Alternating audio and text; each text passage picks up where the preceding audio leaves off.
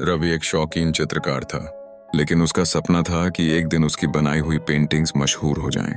एक दिन उसे पुराने शहर के एक वीरान हिस्से में एक एंटीक शॉप मिली, जहां एक अजीबोगरीब पेंटिंग रखी थी। वह पेंटिंग किसी राजा के महल की थी, जिसमें एक खूबसूरत औरत खिड़की से बाहर देख रही थी। लेकिन सबसे अजीब बात यह थी कि उसकी आंखें कुछ ज्यादा ही असल लग रही थीं। दुकानदार ने बताया कि यह पेंटिंग बहुत पुरानी है और इसे खरीदने वाला कोई भी इंसान ज्यादा दिन तक जिंदा नहीं रहता। रवि ने इसे सिर्फ एक अफवाह समझा और पेंटिंग खरीद ली। रात को जब रवि ने पेंटिंग अपने स्टूडियो में रखी, तो उसे लगा जैसे वह औरत उसे घूर रही हो। उसने अनदेखा कर दिया और सोने चला गया। लेकिन आधी रात को उसकी आंखें खुली और उसे लगा जैसे कमरे में कोई मौजूद है। जब उसने पेंटिंग की तरफ देखा, तो औरत की आंखें अब खिड़की से हटकर सीधा रवि की तरफ थीं। रवि का दिल तेजी से धड़कने लगा।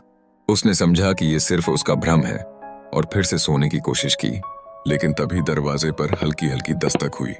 जब उसने दरवाजा खोला तो कोई नहीं था, लेकिन जमीन पर एक पुराना खत पड़ा था। उसमें लिखा था, तुमने इसे छू लिया है, अब ये तुम्हारा पीछा नहीं छोड़ेगी। रवि डर चुका था। उसने पेंटिंग को ध्यान से देखा और इस बार औरत की मुस्कान पहले से ज्यादा चौड़ी हो चुकी थी। डर के मारे उसने पेंटिंग स्टोर रूम में बंद कर दी।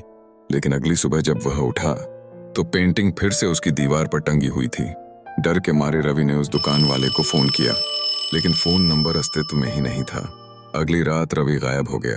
उसका कोई पता नहीं चला। बस उसके कमरे में पड़ी थी वही पेंटिंग, लेकिन अब औरत खिड़की पर नहीं थी। वह मुस्कुराते हुए रवि के बिस्तर के पास खड़ी थी।